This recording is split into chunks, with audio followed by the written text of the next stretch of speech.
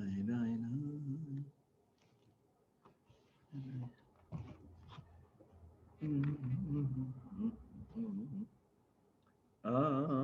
boom, boom.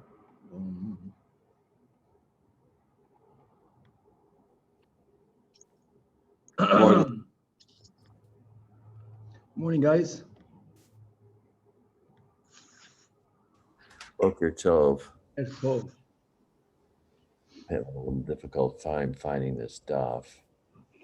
You got it? Or It's not in my Safari in the way I was, but I think I found it at Jerusalem, Talmud, Shekalim 1-2. Is that what we're doing today? Jerusalem, Talmud, Shekalim. I don't know exactly how the 1-2 would work, but yeah, you're close. The second one. Second daf. I don't know if what you're looking at is divided by daf. Yeah. All right. Take it in the other room, honey. With the help of Hashem, we are learning Shekalim, Daf, Gimel, pointing out just another few words of introduction regarding the Masechta of Shekalim, that in as much as really the whole Torah is the Torah of Geula and Mashiach, but you have certain Masechtas that deal with Inyanim that are also equally connected to Golus as to the time of a Beis HaMikdash, which is Brachas, same thing, whether it is Bisman HaBayis or Shaloi Bisman HaBayis, same thing with Shabbos, same thing with Eruvin. But the next three, which was Psachim, Shekalim, and Yuma, are connected specifically to the Beis HaMikdash. True, part of Psachim is about the Seder and about the mitzvah of eating matzah and Tzipur Yitzias Mitzrayim, but a big part of Psachim was about the carbon.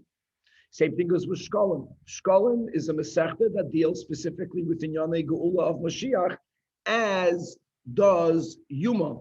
I'm saying that just to explain the Seder of the Masechtas, especially since people can ask that after Shekalim, why would we go to Yuma? Why wouldn't we go to Rosh Hashanah?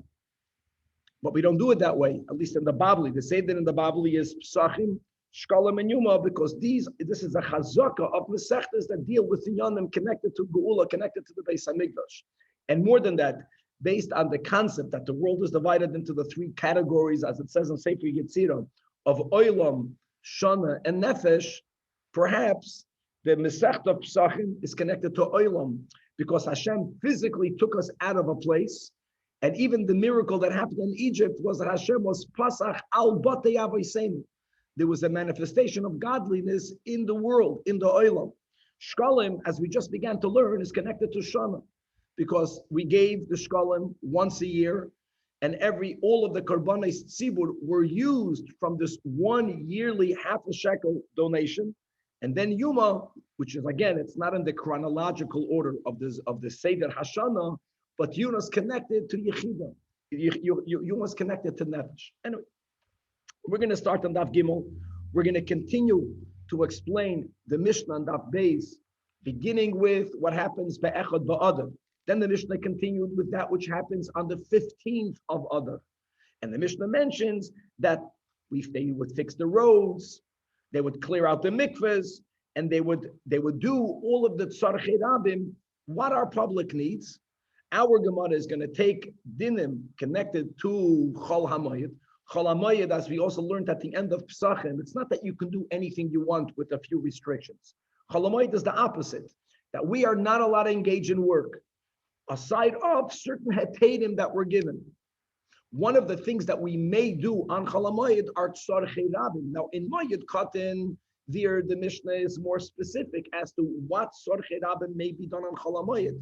And the Gemara here is going to compare that whatever can be done on Chol HaMoed because of tzarchei rabim, that is the tzarchei rabim that the Mishnah is referring to over here in Shekalim, things that are done on the 15th of Adar or as of the 15th of Adar. Now we're going to focus a bit more on the Kalayim issue, right? There's Kalayim, Kilei Akedem, that has in it some grape. There the produce may only not be eaten, but you may not have Hana.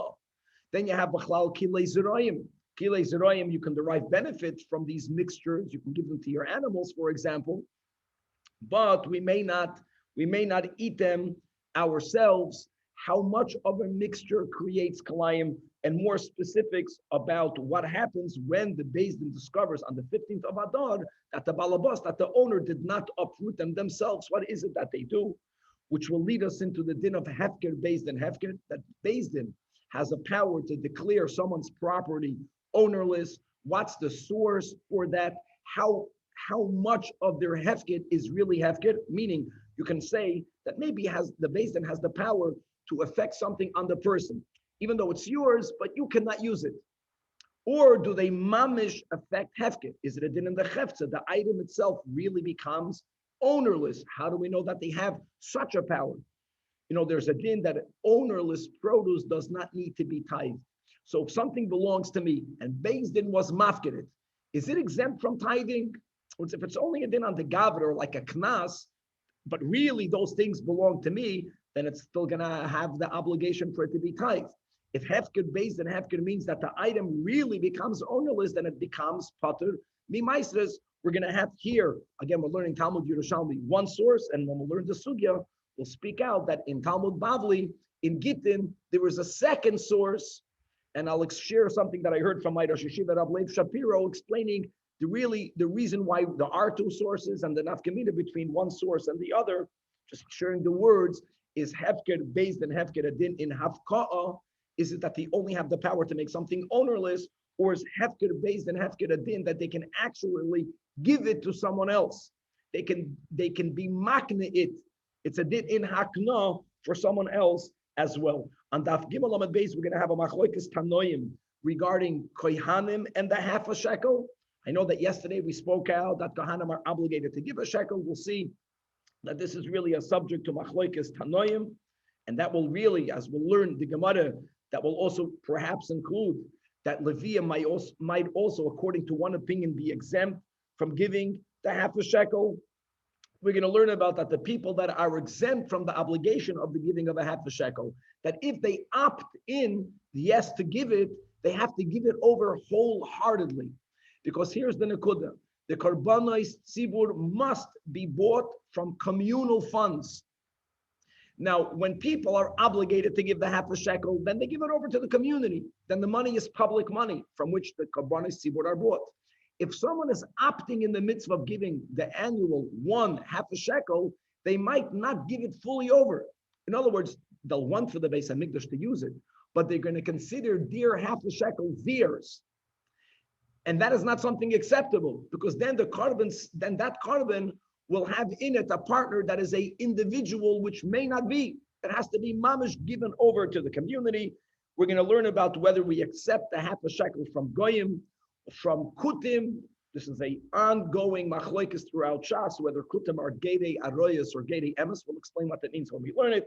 And if we'll have time, we'll at least introduce the din of a kalboin, which is a very small coinage, which needs to be added either always or sometimes with the half a shekel, and much, much more. Let us start on the Gimel Amud Aleph. If you left off on the top line, the Gemara is referring back to the Mishnah that misaknin es hadrachim. This is all about on the 15th of Adar that they would start to repair the roads, the es harochayvus on the streets, the es mikvois hamayim, as we learned that sometimes the mikvahs became filled with because of the rain season, so mud went into it. Sometimes the water, the shiur, went under the minimum amount, the chulei. So they had to make sure that these communal mikvahs are kosher and clean. And the oisim called tzarchei rabim, and they would do all of tzarchei rabim. So the question is, what is tzarchei rabim? So it says the Gemara, Eloheim tzarchei rabim, and we are quoting here from a Mishnah in Moed Katan that's speaking about those things that may be done on Chol HaMoed. There also the words are, you can do on Chol HaMoed tzarchei rabim, but there we are more specific. Done in dinim ominous. If there's a monetary case between two individuals, resolving that is tzarchei rabim. How beautiful is that? In other words, you don't want to have on Yom Tov two people that are being told Atz Chol HaMoed we'll make the din Torah later. It's gonna create a whole bad rabim feeling. Likewise, within an afashis, we can try capital cases on Chol HaMoed. Now, all of these things are things that they would see to it on the 15th of Adar. Just explaining that until then you're in the winter, so many things are delayed. So that's when we would begin dealing with all of these dinim. And likewise, dinei makas, corporal punishment cases. Hoiden, if someone made a erech vow or a chedim vow or a hegdish vow, we'll learn about this more in Kachim, and they have to be redeemed. And for that, you need to have the involvement of a Beis Din to make evaluations, to make announcements. All these things are done, maybe done on Chol HaMoed. Umashkin es hasoita, God forbid, if there's a soita that has to be given the maim ma'aranim, the sorfen es hapara, if they run out of the ashes and they have a red cow, you can burn it on Chol HaMoed. For orfen es eglarufa, with all the dinim that we have at the end of Parsha Shoftim. Or if you have an Evadivri that wants to stay on, even though he already served his master for 6 years, you have to bore a hole in his ear, in the right. You have in the beginning of Parshas Mishpatim. We go through the process of purifying a mitzayda. This is not a din, this is just practicality that they had throughout Israel. They had huge water cisterns. They had huge water wells, making sure that in the sunny season, in the summer season, that people should not start gouging and charging for water. Like here in America, you pay for a bottle of water $18 at Perrier. Like what for? Water. So they made sure that everyone had access to water. Not only that, but during the winter, they would have these water wells covered in a way where water can only go in and not go out. And then from when would you unlock it? You would do it in the beginning of summer, or actually they would begin on the 15th of Adar. But if it was not done on the 15th of Adar, then even on Chol HaMoed, they were allowed to remove the cover from these water reservoirs, but it may not be replaced there, as we'll learn when we learn Maya Katan, that anything that's called a Maisa Uman may not be done on Chol HaMoed. Bottom line is we have this amazing association, same wordings. Sarche Rabin may be done on Chol HaMoed. There we give all of these examples, and that gives light, that gives clarity that here what was done on the 15th of Adar, Sarche Rabin, all of the above. Continues the Gemara. All right, let's continue with this comparison. Taman, Taninan, we already had this word yesterday. Taman means over there. Over there in Moed Katan, we learned that what also may be done on Chol HaMoed, Mashkenas HaBeis that the fields that need to have human irrigation, those fields may be irrigated on Chol HaMoed, right? We're going to learn about Hefsid, that if you're not going to do something, there's going to be a loss, that this is part of those hetadim, items that may be done on Chol HaMoed. And now here comes the kasha. They may mark the graves, as we spoke out, that they would not only put a stone or stones right on top of or adjacent to a grave, they would also paint it over, mark it over with lime. Like today in Eretz Yisrael, like in Tzvasit HaKodesh, right? All of the cemeteries you have the stone that it's painted with blue. So they would mark it to know that here someone is buried. Here's the problem. Why are we allowing people on Chol HaMoed to mark the graves when in our Mishnah we learned that they mark the graves? The Mishnah gave that example explicitly here by Shekalim. 15th of Adar, they would mark the graves. So it was just marked a month ago. Why was there a need to do it again on Chol HaMoed? Fragt die Gemara, like kvar tzainu me'adar. Answers the Gemara, v'tiftar gavaldik l'shaynis. The answer is, the solution is that they did it on the 15th of Adar. But if sheyarat shetet shel gshamim, if there was a deluge of rain, so then it washed away. Danny's not happy with my English over here. Nu sag the word. All right, say that. A deluge. A deluge. Oh, hold on. If the deluge of rain, then he's thinking I'll come from Brazil. It's good. So they did a shotful and it washed away the marker. So if it needs to be done again, you can do it on Chol HaMoed. Weiter, the same question. There it says that on Chol HaMoed, Beis Din is allowed the Yotzim Apal HaKlayim to go inspect people's fields. Now, another detail that we did not speak out yesterday, when you have a mixture of greens and of grains, so the rule is that if the mixture is less of 1 in 24, which is a quarter of a kav for each saw, then that's not called a mixture. The moment it hits the ratio of from two types, one is at least 1/24 vis-a-vis the other, that has to be uprooted. And on Chol HaMoed, they would do that. But here comes the same kasha. Why was there a need to do it on Chol HaMoed if this is something that's being done on the 15th of Adar? Answers the Gemara. The answer is that they went out on Adar, but there are times that produce develops quicker. Sometimes it develops later. It was a late blooming year.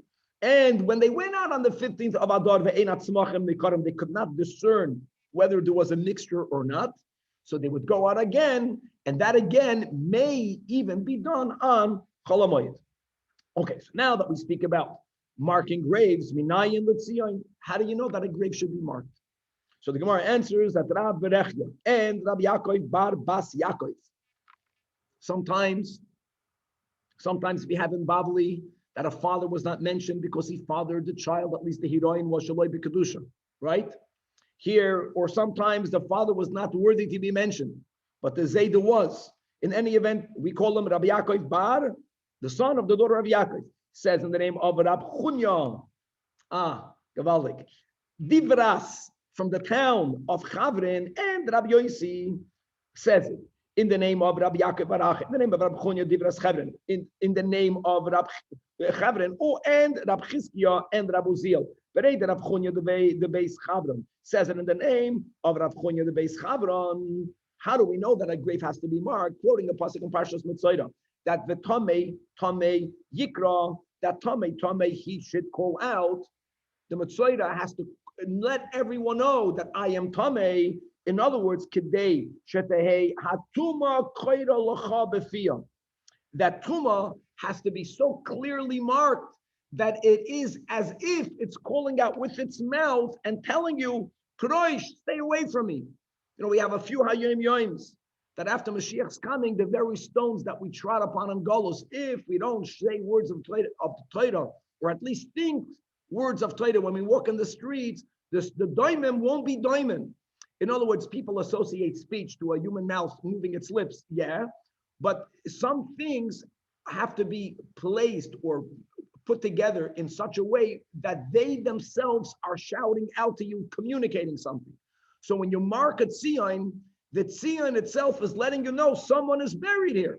And how important is that when we have to keep the laws of Tumah and Tara, and a mace is an Avi Avos Tumah, and so is a kevet itself, and you have to keep away from it. So there has to be a very clear marker letting people know, calling out, stay away, there is someone buried here. Rabbi Ila B'Shem Rab Shmuel Bar Nachman says that the source is from a pasuk that we're going to have regarding the war in Gog and Magog. That after the miracles that will happen and all of the nations that came to attack our people in the Holy Land, that there is going to, the Eretz Yisrael is going to be filled with corpses. And people are going to go through the land. And they're going to see a bone of a man. And they're going to build on it clearly. They're going to build a tzion, a marker. It's not only a tombstone, but it's a tombstone with a certain sid on top. So it says the Gemara on every word in the pasuk, etzem, mikanshem etzaymen alo atzomes. From here you see that you have to make a mark even if there is no more flesh of the corpse, if there's only the bone. Now, when it comes to bones, just to make it clear that even though that etzem kisa'oida is metama b'mago ubamasa, whether it's a Jew or a goy, when it comes to tumas oil, without getting into all the details, here there's a machlokes tanoim that Ashbi paskins that only Yidden give of tumas oil, and that will not be aligned with this pasuk that's speaking about the goyim that are going to be in the Holy Land. Another detail: if there is only a bone or only bones, then it's not etzem kisoida metama ba'oil. Here you have to have, as we learned many other times, either roiv minyan or roiv binyan, or just the skull, or just the shidra, just the spinal column, or a roiv atzomis. But anyways, there is a concept of tumas oil, even from a bone, and you have to make it tzion. Adam comes to say that shemitzayimin, even if there's only the shidra or only the gilgoilus, and that's not roiv minyan, roiv binyan. They also give off tuma. When it says ubana, that you have to build mikan shemitzayimin al gabi evan kavua, to make sure that when you put the lime, you put it on a stone that's affixed, that's attached to the ground, and not on a unattached stone. I'll tell you why. Because when you put, if you were to mark the special paint that they would put only for graves on a unattached stone, then very easily with the rain, the stone can roll away. It can roll even near. Someone will walk over that stone that's not on top of a caver. They will think they became tamei. If they touch truma or kachim, they're going to burn it. And really, the truma, the kachim is not tamei at all. So, as the Gemara explains that im oimar at, because if you will say that you would paint, you would mark even af al gabe even telusha, even on a unattached stone, that afi hoileches, then it can roll away. And what's going to happen? It's going to wrongfully umatami b'makom acher, and that's something that we really want to prevent, because it's not stam people will be machmer, they'll think they'll tummy. They're not going to be tummy. They're going to touch truma and kachim, and they're going to burn it. And you're not allowed to burn truma or kachim if it's not tummy. Then when the pasuk says etzloi, says the Gemara, from here you learn that lamakim tahara, that you don't put the stones and the marker directly above the corpse. You put it right nearby it, not directly above it. You have to understand that many times, especially there, they didn't have large tombstones the way we have today. They, it would be mamash on the ground. And it's possible that a person would only realize that they're standing on a cavern when they are already standing on this marked line. So if it's adjacent but not above it, at least you're not standing on top of it.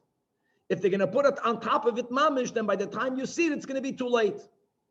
Or if the issue is getting within daladamas. Mikitzer, you don't put it on top, you put it nearby. When would you put it nearby? Only when you have various stones, as we'll see in a moment. If there's only one stone, then they would put it mamish on top. More pratim in a moment. When it says tzion, that's the source. Mikan, litzion. Tzion means a marker, a siman, which then again, it was a stone and a certain paint. Says the Braisa, when we just had above, that the tombstone is not put directly above, but it's put a little bit beyond where the person is buried. But when it says umatza even achas mitzuyenes, if you only find a single stone, all right. Here the question is, if there's only a single stone, was it also etzloi? Or if they only had one stone, would they put it directly above? Directly above. So says the Braisa, afal pi she'ein mikaimin kain. Right? Really, we should not only have one stone on top of a grave. We should add stones to it. But hamahil aleha tamei. But when there is only one stone, then it's not put etzloi, then it's put al gabov. Because anayomer meis hoya nasum tachteha, and they only had one stone, and they put it directly above.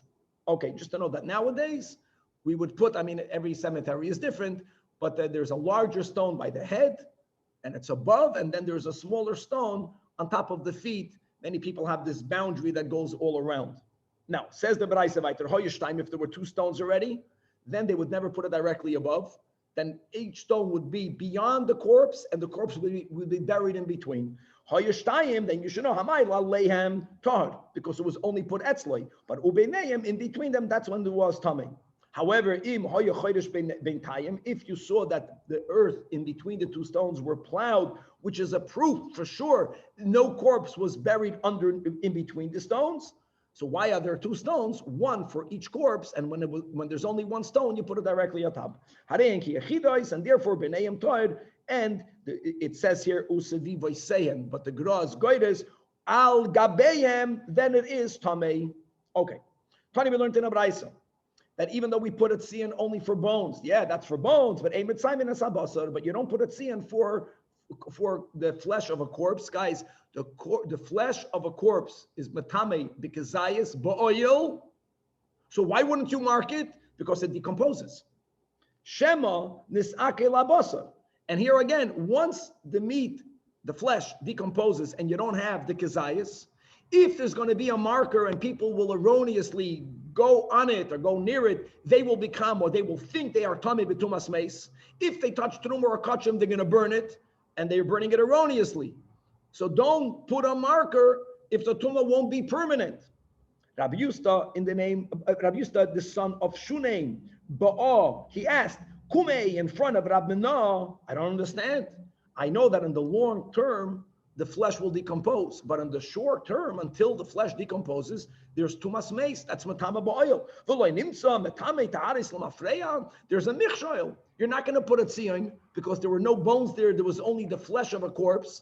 True, at a certain point, that will decompose. But up until then, when we look back, maybe last week, it was not yet decomposed. Aren't you, so to say, creating a problem that in the short term, people will think they're tahar when they are tamei? So it answers the Gemara. Listen, flesh doesn't remain the way bones do. So here you got a problem. If you're not going to put a marker, which is what we don't taka, so then in the long run, we're good. And there's a possibility that in the immediate term, you got a problem. By the way, in the immediate term, there's not such a big chashash because people will remember that some flesh of a corpse was buried here. People forget with time, but with time, it can decompose. So even l'sha'a, it's not such a big problem. On the other hand, if there's, what's the other option? To put a marker. If you're going to put a marker, then after a short amount of time, there will not be tumah. People who went there will erroneously think that they did become tamei, and again, and then they will declare truma and kachim tamei when it is not. Let's move on to the next Mishnah. Here we call every Mishnah a halacha because indeed Mishnahs are halachas. So halacha beis or the second Mishnah in Shekalim, furthering the dinim of kalayim. The owners, be'echad ba'adar, should already on their own uproot their kalayim. And if it's no grapes involved, they can have hana, they just can't eat it. And then Beis Din goes out on the 15th. So says the Mishnah, Amar Rabbi Yehuda, when Beis Din would go and find that the owner was negligent and they would uproot it, they would throw it in front of the owner. In other words, they uprooted it, so to say, to shame the owner. You were not careful. But if the owner got his produce uprooted, right? If he didn't care about Yiddishkeit and he had no shame, he benefited. Not he worked, not he needed to do the weeding. Someone else did it for him. And now he gets the benefit from the kalayim when you are allowed to benefit. So no one did it on their own. They would wait for the Beis Din to do it. But so then they would throw it on the road. So here there's already a motivation for someone to uproot it on their own, because if they won't do it, then they will lose it. The Beis Din will throw it to the street. Other people will take it. Again, we're speaking about not grapes involved. It's mutar bahana. But that was also not enough, because then they decided, even though I'm going to lose a little bit of the mixed product, but at least why should I do the weeding? Let the Beis Din do the weeding. And that's not good. So what? So the final step was hiskinu sheyu mafkirim eskol hasada. If they would discover that there was kilei zerayim in a field, in a scenario where they knew that the owner heard the announcement, the proclamation be'echad ba'adar, and they on their own did not uproot the kalayim, they would be mafkir the produce of the entire field. And this is how we're going to speak about the big part of today, about the rule of hefker based on hefker. Says the Gemara, Amar Rabbi Yehuda. I'm going back to the Mishnah. So Tani, we learned in a brayso that Amar Rabbi Yehuda b'rishono hayu oiklim hamashlichim l'fneim. First, they would throw it in front of the owners, but not only were they not ashamed, v'hayu smeichim. They were happy. The two things, they benefited by not working, by not doing the right thing, a double benefit. Number one, shahoyu minakshim sidayseim, that Beis Din did the weeding for them. And number two, because they threw it on their property. So that was the first decree, the first step. They would uproot it, but they would throw it on the street. And they felt this is enough to motivate people to do the right thing, to uproot it on your own. But still another you need the sadoiris. Because they said, I don't care if I'm losing it. At least let the Beis Din do the work for me for free. So hiskinu shiu mafkirim kol hasada kodem. Wow, that was a big knas. And they declared that all of the produce in the field is ownerless. Now, Beis Din has such a koyach, and we call that hefker Beis Din hefker. So now asks the Gemara, what's the source? Shehefker Beis Din hefker. The sugya in Bavli, amongst other places, is in Gittin, the Flamed Vav. The Flamed Vav, when we're speaking about the din of Peruzbal. But let's begin over here. The Chsivas, it says, and this is the first pasuk that's also quoted in Gittin, a pasuk in Ezra, that we, through the 70 years between Bayis Rishon and Sheni, tragically really assimilated, meaning we married non-Jewish women, and there was a time that we were told we have to leave our non-Jewish wives and gather with Ezra, and if not, and he says, if whoever will not come within 3 days, as following the atzas of the princes and of this Canaan, so Ezra declared, Yocharam kol rechushi, that person's property will become chedem, which means it will become confiscated. And this person will be separated from the kahala goyla, because all of the solutions about, again, separating the Yidden from the non-Yidden, if you don't come within 3 days, you're out. Okay, So first of all, that's clearly, you see in a pasuk, that Ezra declared people's properly owners. Now the question is, like we mentioned in the intro, is it like only on the Gavra? It's really yours. Beis Din cannot make it not yours, but they don't allow you to derive benefit. Or no, it's mamash hefker. Now, if a individual renounces his property, if I am mafkir my property, the produce does not need to be tithed. When Beis Din is mafkir someone's property, is it mamash hefker?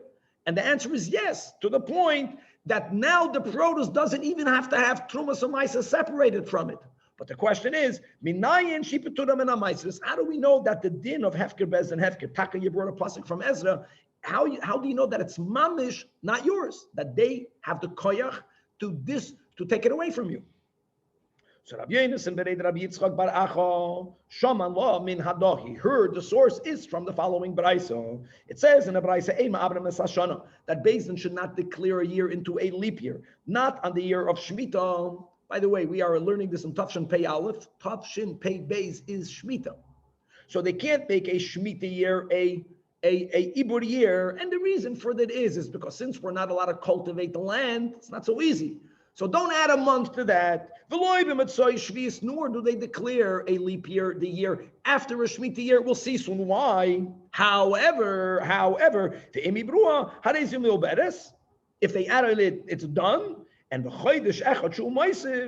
the year of Shemitah, Shemitah is not a year in which you can't eat produce. Shemitah is a year in which you can't cultivate the land. Shemitah is a year that everyone can eat everyone's produce. Because whatever grows in my field is not mine, it's everyone's. It's a din of hefker. If Beis Din wrongfully declared a Ibur year on a Shemitah year, is the din who moisiv is loy potter mi maisris. Who is it not? Is it not exempt from maisris? It is. If they added a month, then that month is like every other month. Everyone can eat the produce in your field on the second other, or on whichever one is considered the added other, as we just had above the machlokes. Oh, is a haraya that it's taka ownerless to the point all of the produce on Shvi is potim in a maisris. Now, before we come back to the proof, we want to understand why should not Beis Din add a leap year in the year after Shemitah. So add kidoin Shvis. So you have to get used to the lashon. Okay, we get it. Shemitah, don't make the year harder. Don't add a month to the year. You can't work the land. But Matzoy Shvi my meaning. Why should Beis Din not add an extra adar? So Amar either Rab Abo or Rab Bun or Rab Avon that we may not eat in the 8th year. Right, you can't eat from the new produce until you bring the carbon omer. Carbon omer is brought on the 16th of Nisan. If you're going to add another adar, you're going to delay the carbon omer another month. You're coming off Shemitah. That means you already have limited food in the 8th year, right? Because no one gathered food from the 7th year. So adding a month is you can create a food shortage. Rab Zeiri b'shem Rab Elazar says that Hado Da'at Amar, this that you stated that you cannot add a month to Shemitah is only true before Rebbe allowed for people to import yarak michutz la'aretz. But the moment mishahita Rebbe lavi yarak michutz la'aretz, so who cares if you cannot cultivate the land if you can import produce from out of Eretz Yisrael? So then it changed. He shvis, he shar shnei shavua. You can lechatchila make Shemitah into a leap year. And just to get into that, why was there a problem of importing produce? We're going to learn together many times that the Chazal made a two-pronged takana. First one was avir the chutz la'aretz is matame. No, I'm sorry. The first one was gush chutz la'aretz is matame. The land of chutz la'aretz is tamei, because people can bury and they don't mark their graves. And then they even added that the avir of chutz la'aretz is matame. When you bring in produce, it's very common that you would bring some earth together with the produce. And they did not want for people to bring physical earth michutz la'aretz la'aretz. It was only a while after we have no more Beis HaMikdash is where Rebbe was matter to bring in gush, to bring in produce from chutz la'aretz. Weiter, 2 dots. Tani ema abrev. The next thing we learned is that we also may not add a leap year the year after Shemitah. Amar Rav Mana hada da'at amar b'rishoina. Again, this is only true when shahayu hashanim kitiknam. Like the Tiklin says, when the nature behaves according to human behavior. And when we behave properly, so produce grew in the right time because we did things in the right time.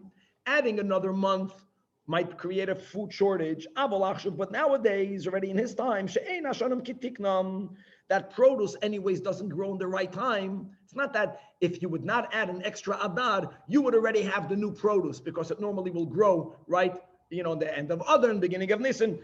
Everything is delayed. When people procrastinate, the nature for them procrastinates. Anyways, there's no produce on time. Doesn't make a difference if they would add a new month. So then he shvi'is, or probably the Gra adds, the same law of Matzoi shvi'is is he sha'ar shnei shavua. Says the Gemara weiter. Rabbi, Yes, let's go quick. can you just clarify what this is, Hashanim Ketiknan, and what does that actually mean? When the land is giving produce in its ideal time, and that is when you don't make it into a leap year, so at least Sa'odim begin to grow at the beginning of spring. And by the time Pesach comes, you have produce. You just can't eat it because of Chadash. And the Omer is mated it. Hashanim Shalei Ketiknam is that the land gives forth the produce very late. So whether you're going to add other or not, there's nothing to eat. You don't benefit by bringing the carbon Omer earlier. When people are zrizim, And what caused this change? It changed. That there's a certain inconsistency and a delay in the earth giving forth its produce, mirroring our lack of zrizus. Right. Tony, Shell, Base, Rabbi Gamliel, that had happened once that Ibru b'matzoi shviz. Miyad, a proof that you can add the extra month up until Adar, including Adar. You just can't do it once Nisan began, or once you hit the day that should become or could become Rosh Chodesh Nisan. Miyad means Tishrei. They already declared it, just proving that at a certain later time they were adding lachatchila a extra Adar, even though it wasn't the year after Shemitah. Says the Gemara that you brought all this as a raya that Hefker, Bezin Hefker is patterning you from Maisris. Because when they would add an extra Adar in Shemitah's pattern mi Maisris, so that month would also be produce that's exempt from Maisris. That's no proof at all. Omar Rab Abun, ein min hadam. In min hadam. If you are bringing it from here, in min hadam, then leis at shma min oklum. Where's Tzvika? These Yerushalmis, they speak different. Then Shleima, you're having nachas. It's your language now. Then there's no proof at all. And he says why it's not a proof. Because since it says Shomer es Chodesh Aviv, that we are obligated to make sure that Pesach is in the time of spring. And in other words, really you add, why did we add a leap year? Now there are a few reasons, but the ikar reason is to make sure that Pesach is in spring. Now, even though Chazal made a takana not to do it on the Shemitah year, but if one did it, he's doing what God said to do. So of course, the added month will be mafkir, the produce from Maisris, because the person did what Hashem said to do. That is not a proof for a scenario where it's only based in for their reasons that they decided to be mafkir someone's property. How do you know that over there, if what they are doing is not based on a specific instruction from the Torah, that their hefker can be so powerful that not only you may not eat of it, you have to behave as if it's hefker. That they're tafka mafker it. So the answer is that haida or hada, da'at, da, the source will be from the following. And now we're going from another source, and this is a Mishnah in Peah. When we gather produce, there is what we call leket. So if you have a certain small amount of ears of grain that fall out of your hands onto the ground, you leave it there for the poor. So a guy harvested his field, there was leket on the ground, but before the poor gathered it, he decided to pile his personal produce on top of the leket, disallowing the poor to get what's theirs, or delaying the poor from getting it. So Beis Din gave a knas to him, that Gadish, if you have a pile of personal produce that was piled shaloi luka tachtav on leket, which was not gathered. So you know what the Beis Din says, you lose. Now more of the pile has to be left for the poor. Not only the couple of ears of grain, All of the stalks that are touching the ground have to be left for the poor. Now, guys, appreciate, leket is exempt from tithes, from maasros. This is only rabbinic leket. This is a knas. If what you are leaving to touch the ground, and the ani now will get it, he's not going to tithe it, is the charaya that it's like a potter mimaisris. Again, proving that the Rabbanan have the power to be mafkeret mamish to the point that it's potter mimaisris. And v'amar Rabami, in the name of Reb Shimon ben Lakish, this must follow the sheet of Beis Shammai. Beis Shammai holds that if a person declares something ownerless only for the poor, it's considered hefker. Because the Ike Beisilo, then Aniyim Eichlim Ma'asrim, are they going to eat and take off tithings? No, they won't. No, they won't. And it's not really hefker. That's his statement. However, no. Because of Knasa. No, it's really, even though in normal cases, if you're not mafked for all, it's not real hefker, but this is a knas that Beis Din gave. And now the aniyim, now the person will have to remove his pile. He's going to have to leave more produce on the ground for the poor. The poor will not have to separate maasros. Is that raya that hefker, Beis Din hefker, is mamash adin in the chefza, and it's really ownerless. Now, just to share bekitzir that in Gittin Daf Lamed Vav Amud Beis, there is another source that Rabbi Lazar brings, and that's from a pasuk that you have in Yeshua. That when Yeshua divided the land of Israel, it says Elah hamachlis asher nichalu elazar hakohen, and the Torah is saying that Beis Din deciding which parcel of land goes to you and which one goes to me. That was something that was done by the Beis Din, and the Torah uses the words of nachalo. So as I was taught by Gittin, that there are two steps of hefker, Beis Din hefker. What we are focusing here in the Yerushalmi of this fourth source is that hefker is a din of hafka'ah. Hafka'ah means that Beis Din has the power to have you be disconnected from your property. They're mafkia, the bylaws that you have over something. But this is not a source that they can give it to someone else. The reason why in Bavli, Rabbi Lazar brings the other pasuk from Yeshua, that there they gave every family a parcel of land, not only disowning it from the others, because really everything belonged to everyone. So they were not only mafkia, but hefker, Beis Din hefker, as at kedei kach, that they can actually give it to someone else. It's a din in hakna'ah as well. Gavaldik, and let's go right over here. Now, let's come back to Shekalim, back to Machzas HaShekel. So be'echad ba'adar, they would announce. They would not confiscate the half a shekel as they would do at a later point. The first announcement was a reminder, but it didn't end there. The Mishnah continues, in the 15th day of Adar, and as we learned in yesterday, it's the Adar Samuch L'Nisan, whether other Rishon is the Ikar Adar, whether other Sheni is the Ikar Adar, this has to be, the reminder cannot be too far away from the action. So the next reminder was on the 15th, they would set up shulchanos, tables or money changers, hoya yoishlim b'Medina. B'Medina machloikas, either Medina means in Yerushalayim, or Medina means what's in the Medina, in the whole land of Israel. In other words, the reason why they would change, what you would need to have money changers setting up their shops, pop-up shops, pop-up tables, is because many people came from Chutz La'aretz to give the half a shekel. And they came with currencies from Chutz La'aretz, but you needed to give to the Beis HaMikdash a half a shekel. So you needed to exchange your dollars, your reais, your pesos for shekalim. So you needed to have money changers. So the setting up of many money changing tables would be another reminder. Time is coming to start giving the half a shekel. And again, just to repeat, that even though the Torah calls it a half a shekel, which is the value of 2 dinarim, but leave it to the Yerushalmis, they call that a shekel. A shekel. In the Mishnah, a half a shekel is called a shekel. A real shekel is called a selah. So not to get confused. Coming back over here. So now, b'chafei, on the 25th of Adar, by Leshitas Rabbi Yeshua, the day the world was created, then already Yashvu b'Mikdash. Now, here again, the same achlokas. Those who say that the Medina means in Yerushalayim, b'Mikdash must mean Harabayis. Those who said that the Medina means in the Ganze Medina, then b'Mikdash means in Yerushalayim.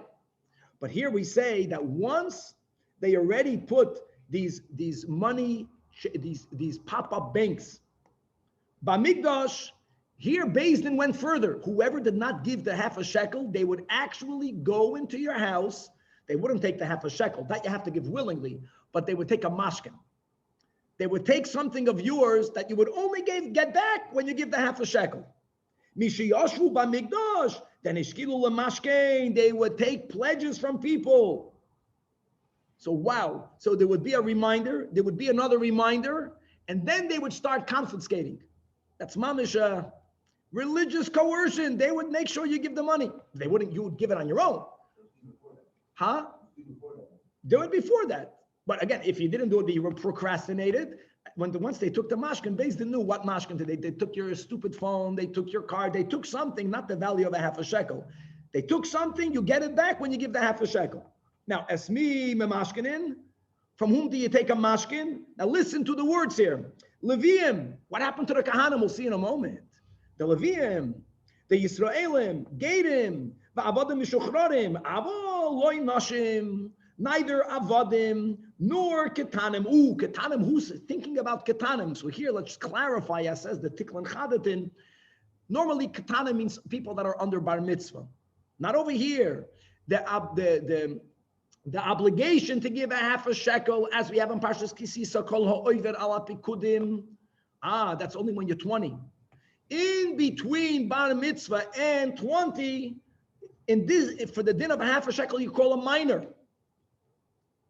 So they would not take a mashkin from a minor. Now, be medayek that not taking a mashkin doesn't mean, we'll see in a moment, that they were not able to participate, but they were not coerced to give. Now, if a father decided to give a half a shekel beyond the letter of the law of his minor child, whether that is even pre-bar mitzvah or between 13 and 20, so then the father may not stop doing so until the minor starts giving on his own. Shuv eino poisik, and this is exactly how this is mirrored in the minog that the Ramah says, that nowadays, meaning pre-Beis Hamikdash, that we give Erev Purim 3 half a shekel. That's not, just to make it clear, the mitzvah of Shekalim is to give 1 half a shekel. But now the minig is to give, it doesn't have to be a shekel, it can be $1, 3 half a dollars. Here also that many parents have a minig to give it on behalf of all of their children. And once you did that, you have to continue doing so. At least until the child is already giving it for himself. However, you don't take a pledge. You don't coerce the kohen to give, not because the kohen is not obligated. The Tanach holds the kohen has to give the half a shekel. Why don't you do it to promote the peace?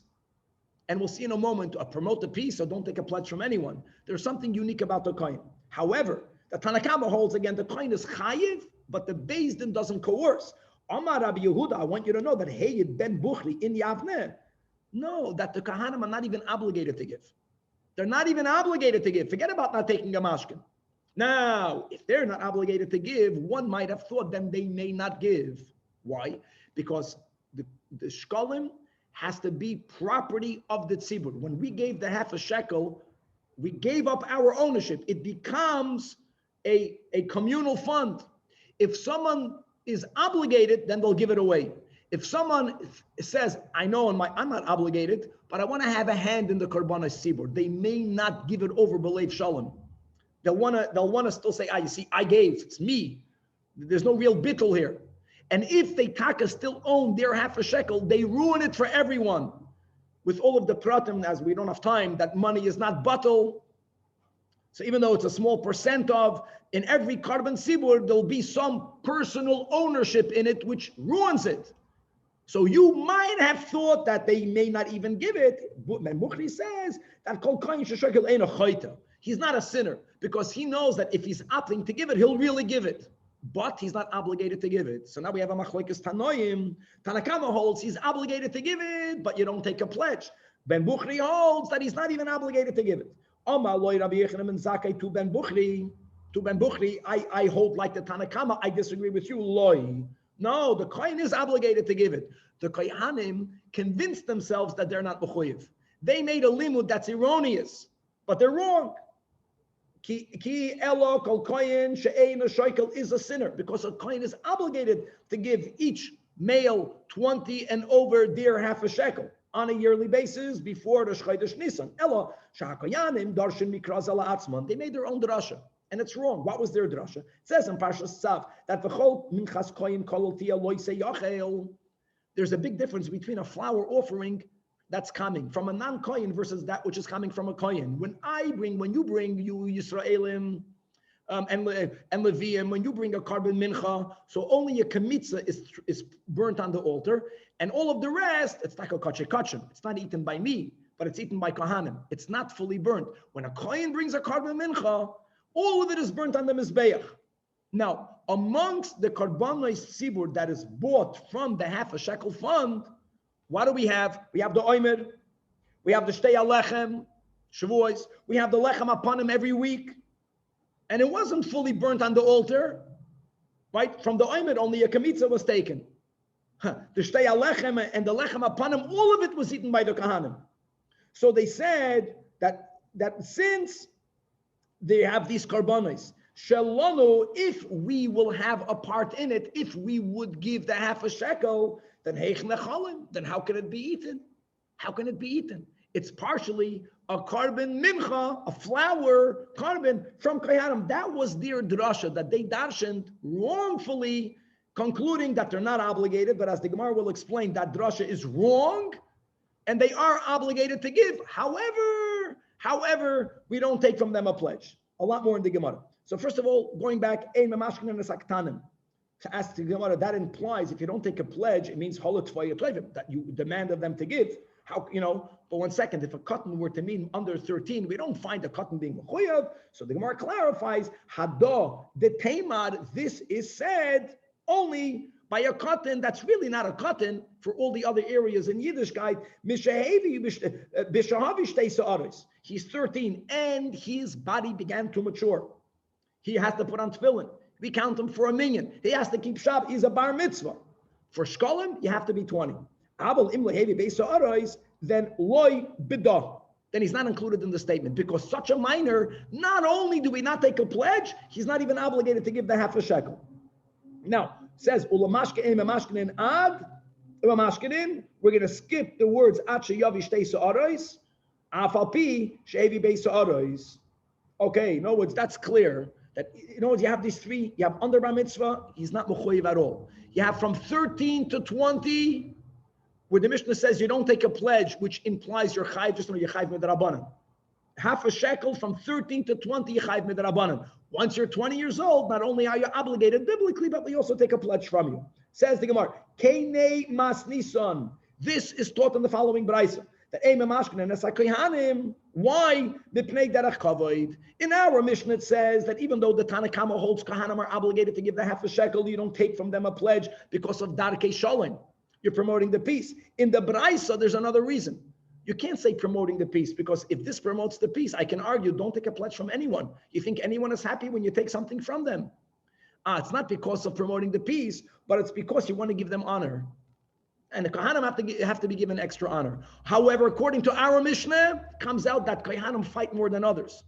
So if you take a pledge from a Yisraeli, he won't be happy, but he's not going to create a machloikas. If you take a pledge from a Kohen, he'll make a whole machloikas. So there you say Darkei Shalom. Weiter. Amar Rabbi Yehuda Hey ben Buchri. Says the Gemara Rabbi Rechia. Amar Rabbi Rechia.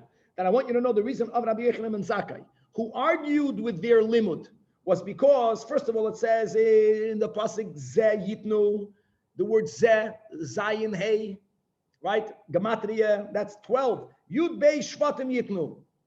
As we'll learn our Gemara, it's clear that those who hold that Kohanim are not obligated. They would hold the same by Leviim. Our Mishnah holds that Kohanim, like the Tanakama, Kohanim and Leviim are mechuyev.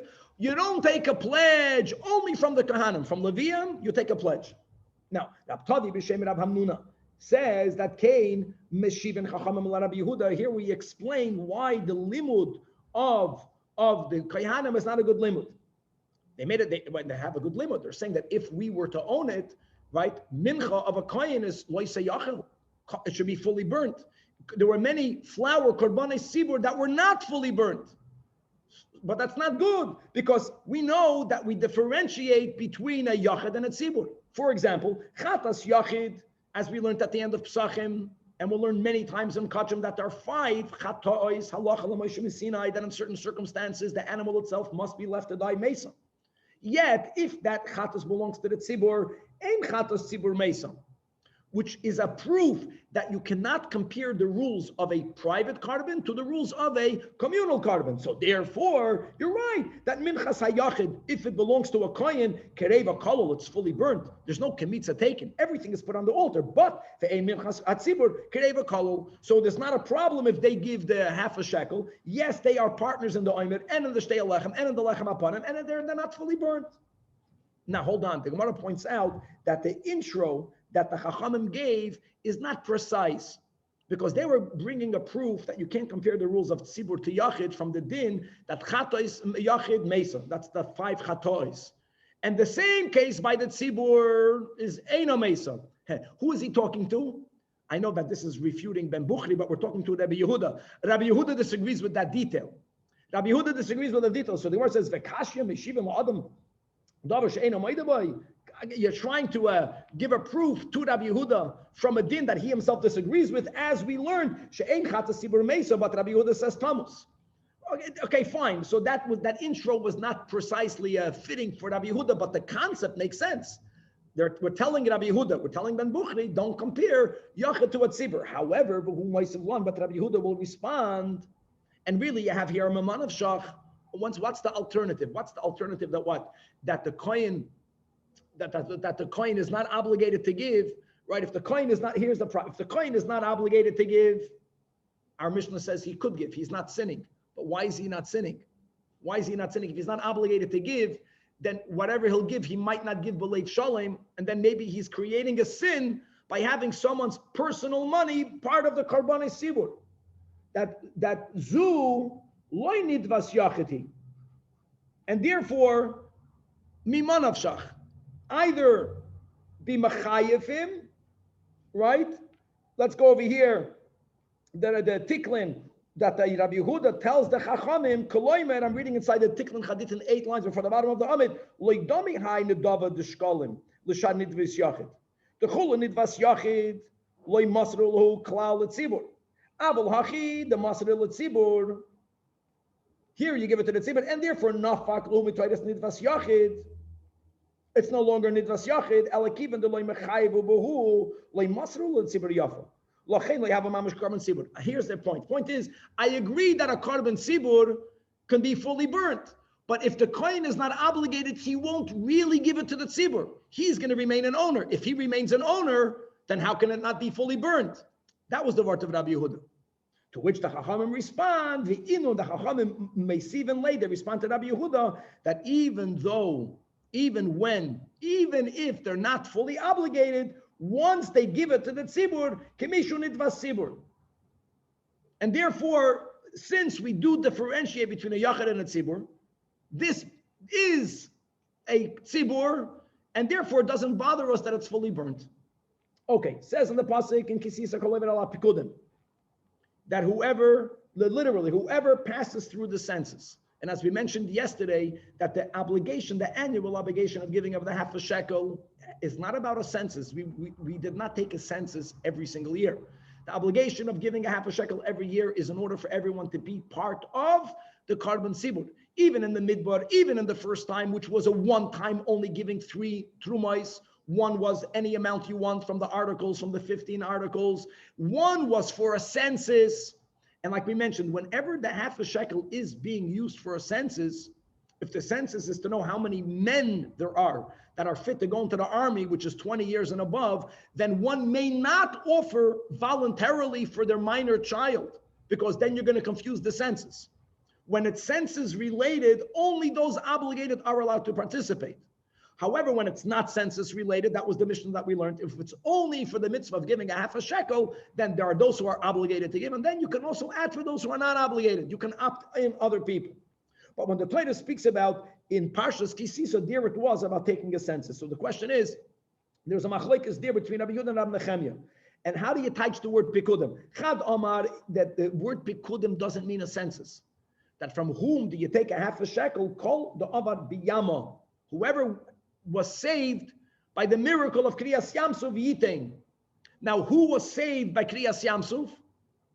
Everyone. Kohanim and Levim were also saved with us. Women and children, they were also saved. Very, very good. And a Chanami. And the Torah writes clearly that the nosnu ish koifer nafshay. I want to make a very good point, Danny. Many people erroneously think that women are not obligated because it's a mitzvah saseh shazman gerama. That's wrong. Giving of the half a shekel is not a mitzvah saseh shazman gerama, because even though it's better to give it every year in the month of Adar, but if you didn't give it in the month of Adar, you have to give it during the year, any time during the year. The only reason women are exempt is because God said ish where it was not necessary. Minors are exempt because they're minors. Now the question is between 13 and 20. But anyways, coming back over here, if we're going to touch Pekudim, those who went through the Yam Suf, that is a more inclusive category, which will include the Chiyuv and Kahanim and Levim. V'charno Amar. It's amazing. Charna means the other the other one. Right? In Babel, you have Chad Amar v'Chad Amar. Chad Amar v'charno. V'charno Amar. Called the Amar al Pikudayo Yitein. Only those that were counted in the census. Now, guys, it's important to remember that the Levium also had a census, the Levium and the Kohanim, but they were not counted with us. Big difference. By the Levium, it was Moshe that went to the Levium. They were excluded from the general census taking. So, man, the Amar called Avar B'Yama Yitain, that will be a siyua to Rabbi Yechanan and Zakai that holds that Kohanim and Levium are chayiv. Again, Elama, and from Levium, you even took a mashkin. From Kahanim, you didn't take a mashkin. Darkei Shalom, Darkei Kovid. But man, the Amar called the Avar al Pikudayo. That's going to be a proof to Ben Bukhri. And by the way, as they all point out, and according to that, not only are Kohanim exempt, Levium are also exempt. So when our Mishnah says that Levium, Yisraelim, v'chulei, v'chulei, that's because our Mishnah was speaking about people that are not only chayiv, but from whom you take a mashkin. So here we end up with this machlokes, whether Kahanim are obligated or not. All right, I hope to get further, but we're going to learn a little bit quicker tomorrow. God willing, tomorrow we start how we don't take a half a shekel from goyim. And that's a very halacha l'maaseh question, whether when it comes to building a shul, what are we allowed to take from non-Jews as a donation, and what are we not allowed to take to be continued? As you have to learn quicker. You have to get used to it.